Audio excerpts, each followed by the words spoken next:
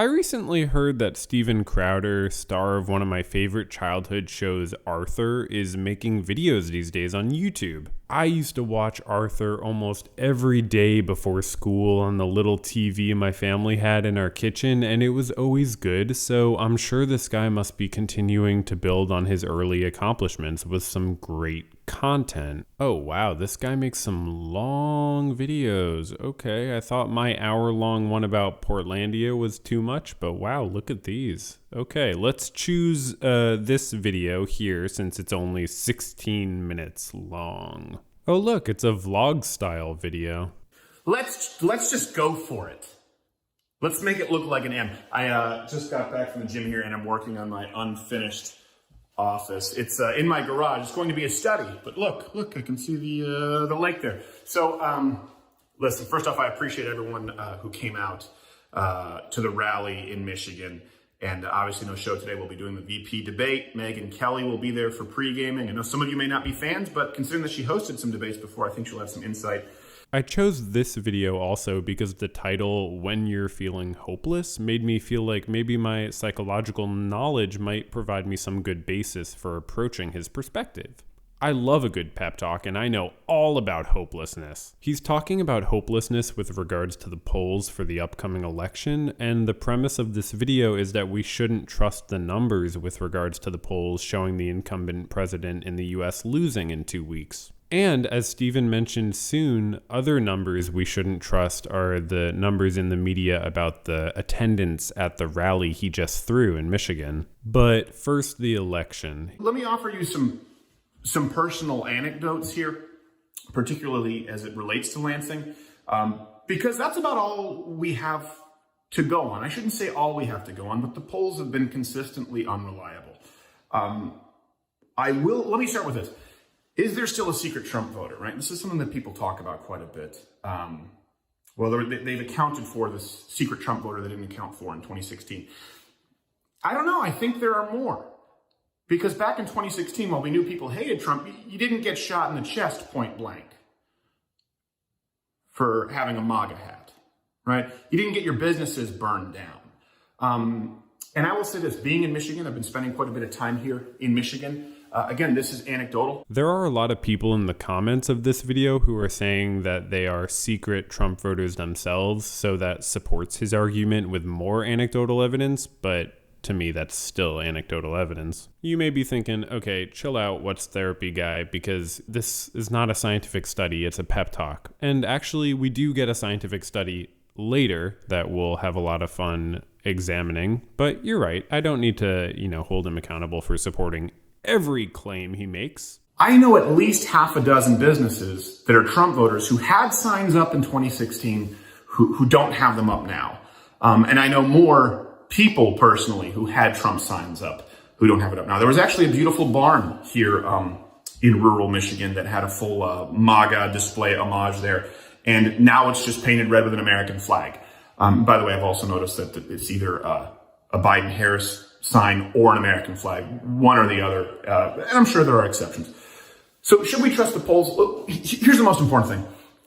Don't allow your demeanor, your spirit, your grit to be determined by what somebody else tells you. This video of his that we're talking about today is kind of unusually intimate. I mean, I was joking when at the beginning I pretended to only know Steven from Arthur. I have been exposed to him through creators such as Sean and Dan Arrows, but I'd only seen clips from episodes of his accurately titled show, Louder with Crowder. I'd never seen a vlog-style video like this by him, and I'll say it's slightly less of a performance than his show. He's more direct and vulnerable. He's self-conscious about his hair throughout the whole video from start to finish, making it into a bit. In gearing up to talk about the rally he just threw, he talks first about how he doesn't do a lot of press or media appearances, and unprompted, obviously, says, I don't really like to talk about numbers so much because we've seen so many conservatives and liberals who rise and fall by numbers. Look, we're the biggest show. Look at how many people are watching.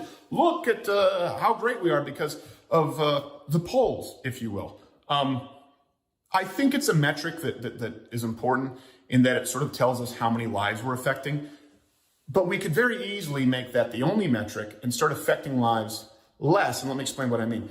There have been opportunities, right, to syndicate the show, to get it out on cable, to change, in which case we have to change the dynamic of the show. Would we reach more people? Sure.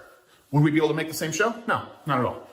So I don't like to talk about numbers because I've had shows that have been really big or successful that I haven't necessarily been super happy with. And we've had small shows where I feel like we've really served you guys and Mug Club really well. I just mentioned this because I thought it was interesting. He doesn't say how the show would have to change. He just acts like it's obvious that it would have to change in some fundamental way. I wonder why. He talks about how he doesn't do press a lot, but he did this rally in Michigan because the cause is important to him, to gather people to protest the state's response to the COVID pandemic, sort of. And I did some more press for this Lansing rally because, it was near and dear to my heart. I have a 97-year-old grandma in Michigan. And by the way, hashtag Whitmer death toll. Let's send all of our Freedom of Information requests to Governor Whitmer to get those numbers released. You can go to louderwithcrowder.com, get the signs printed out. So we held this rally in Lansing. He says the media's head count of the event was incorrect. Listen, the low end estimate was at least 2,500. The high end was 3,500. We had professional security there, and we have someone who specializes in sort of head counting, doing groups. And I can tell you this. He says his 1,000 plus signs with the phrase Wuhan Whitmer were, quote, gone immediately, and people were complaining that they didn't get signs.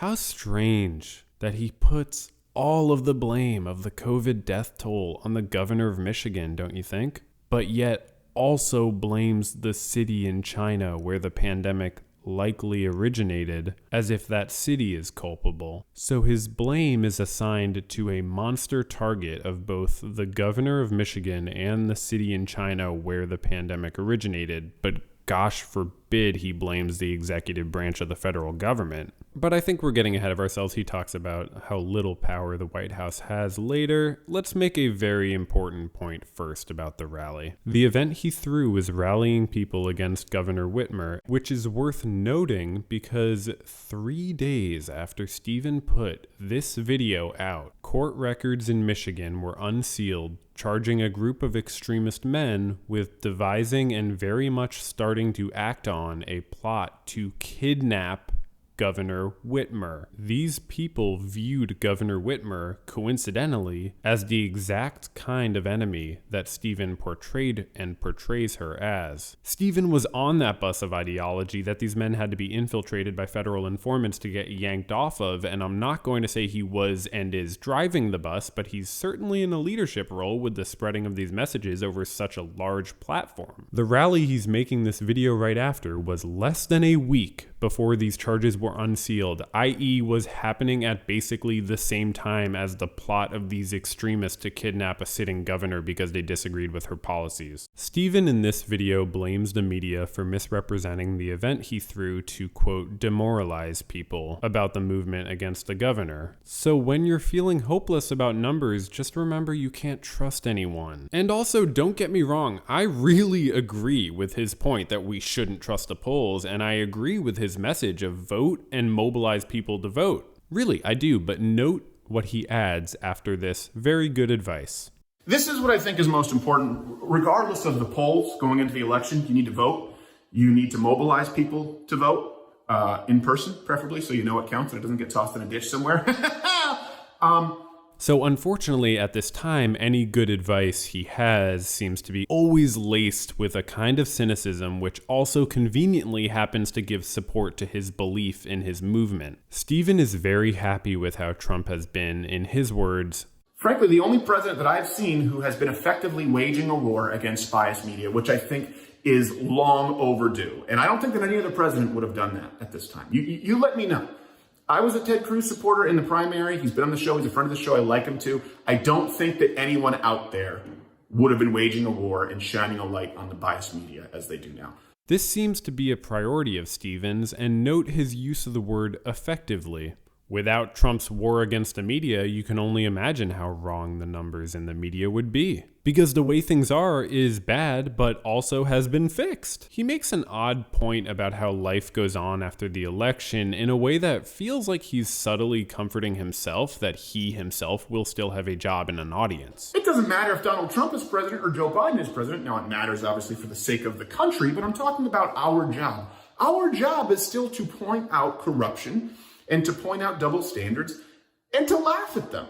Right? Humor is a rubber-tipped sword. I think Phyllis Diller said that. It's a way to make a point without drawing blood. This would be supported by the fact that a minute earlier he said his show gained subscribers during Obama's terms. But okay, he's trying to inspire his audience. An argument he sneaks in there to help us not feel hopeless is that the office of the White House isn't that powerful compared to, quote, Hollywood and the entertainment industry and the media. What? This supports the comforting argument that it's okay if Trump loses, but he provides such an odd and fractured argument. He says that we're always mobilized because every institution in the country right now is stacked against you. And I had to replay that line a few times to hear what the last word was, who the entity was that he was saying was the target of, quote, every institution in the country. And yep, it's me, the lone viewer. Then he adds to clarify, with the exception of the White House and Senate, thank God, Amy Coney Barrett. So, trollingly gestures to the sky and tacks on Amy Coney Barrett. You'd think that comment he made would have reminded him that his assessment of the power structures of the United States left out the U.S. Supreme Court, which is very much conservative right now, even without this likely new theocratic addition. Not to mention all the state and county level institutions like legislatures and courts and so many other systems which surely lean strongly to the right in much of the country. But again, I'm overthinking this. This is beyond just an us versus them mentality to simply everything against me. And it doesn't want facts to get involved. But don't feel hopeless.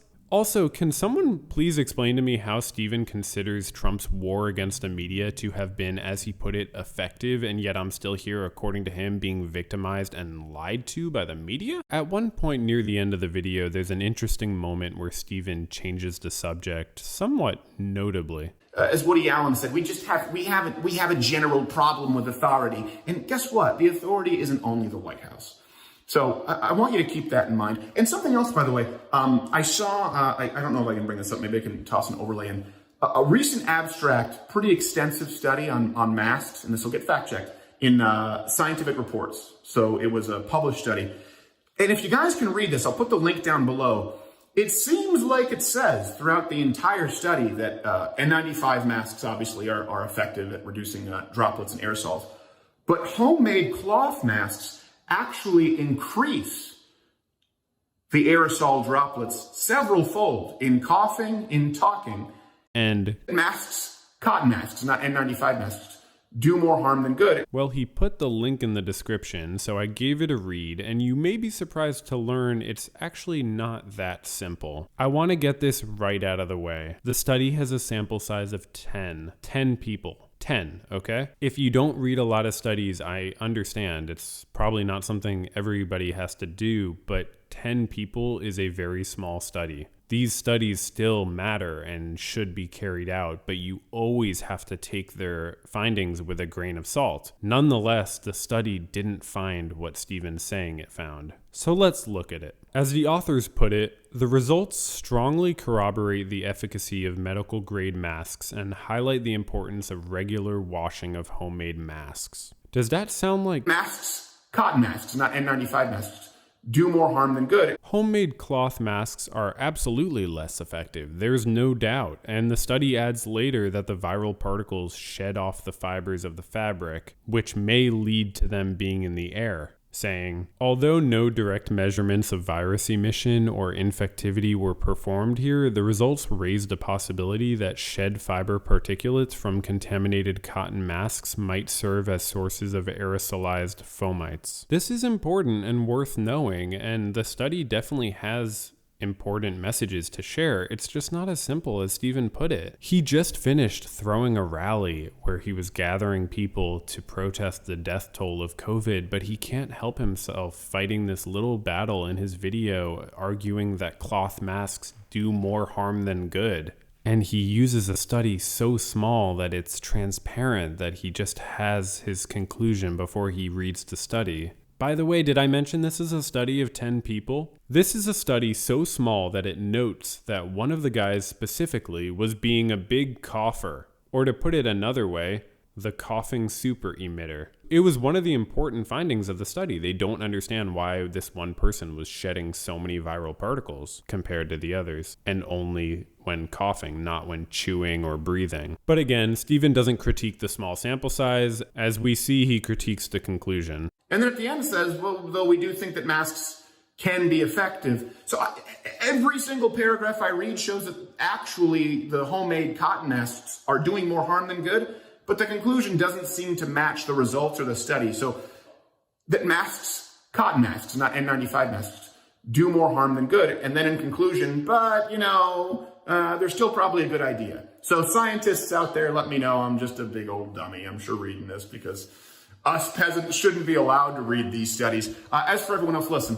Buddy, Stephen, you and I and all of us are allowed to read studies. Hey, viewer, watching this, listening to this, you're allowed to read studies. And by the way, if you don't know how to get access to articles, and if you think you have to pay for them, DM me on Twitter for a link, I got you. But Stephen, what you really shouldn't do is misrepresent studies, especially studies about subjects that you seem really interested in and passionate about. I'm sorry that you think the study's authors are hedging too much, but it's a study of 10 people, and scientists actually are aware of constraints and limitations. By the way, Stephen, as you make your video about how we shouldn't trust numbers, you put all your eggs in the basket of counting the number of particles without considering size. Size matters, Stephen, and the authors write, quote, "We note that the use of the double-layer cotton masks reduced the emission of larger particles, both on a normalized and absolute basis, indicating some reasonable efficacy towards reduction of the expiratory particle emission." But okay, enough. The 10-person study doesn't end strongly enough for Mr. Stephen because he wants it to say, cloth masks are bunk. They do more harm than good. By the way, what does he want us to do? Is he suggesting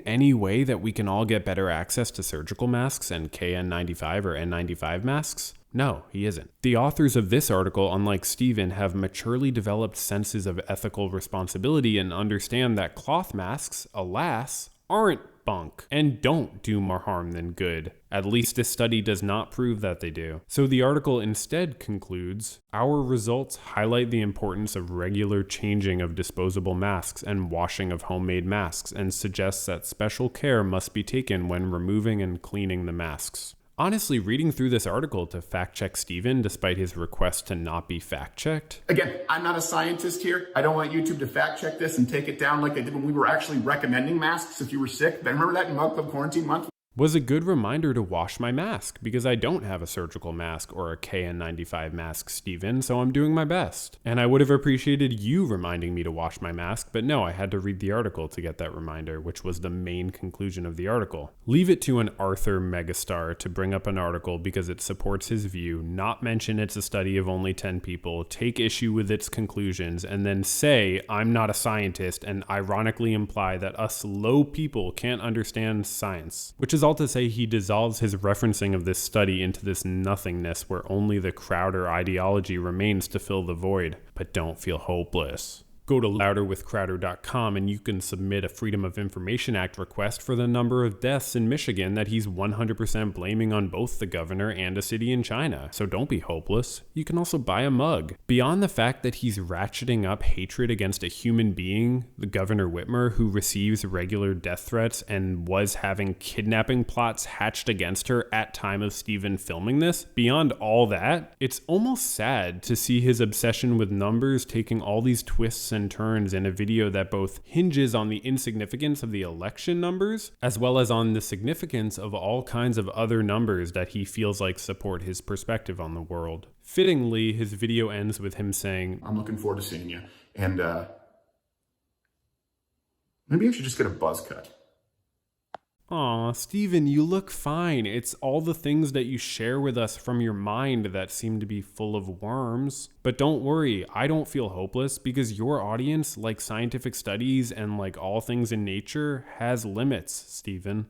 How many mugs can you sell? I'm calling it now, honestly. I think this guy is going to give up the grift someday. I just feel it. I know that might sound crazy, and maybe it's just the intimacy of this video of his that I chose to watch, but there's something panicked in this self-conscious message in a stairwell he's giving to his despairing fans as he reaffirms to himself that his rally was huge and his show could be on cable if he wanted. I don't want to know who Steven seeks to impress when he does what he does, apparently day in and day out, carping about biases in the media while he misrepresents studies and offers no real solutions to pressing problems he claims to comprehend. I'll talk any day about biases in the media, and if Steven wanted to ever talk in a non-self-serving way about media biases, I'm here for it, but I don't anticipate that day coming soon. He doesn't seem to care about some people. He continuously harassed a journalist, Carlos Maza, with homophobia and doxing and was investigated by YouTube last year before not even being suspended or found to have been afoul of YouTube's policies, despite the targeted homophobic harassment and bullying. But his videos were merely demonetized while he sold his mugs, poorly attended events, and other things using his YouTube platform. And guess what? Happy ending for this target of media bias. He was remonetized in August of this year. So boo-hoo, we're in 1984, aren't we? And it's totally just the thought police shutting down Steven. His usual message is similar to that of Fox News, where he used to be a contributor. The good old-fashioned, screw the media, they distort reality, I'm in touch with the true reality, and it honestly makes these videos by this guy feel catechismal, a word I had to look up after I thought of it, but I think it fits. Like, it's all just an exercise in the same call and response to have faith. And I'm so glad I chose this video of his to watch because it's so ironic to hear someone preach a lack of faith in almost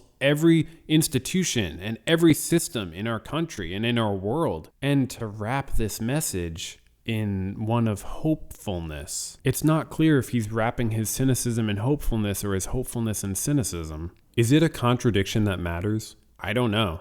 Let me know if you do. Thanks for watching. Obviously, you can subscribe if you want, but I don't have any mugs.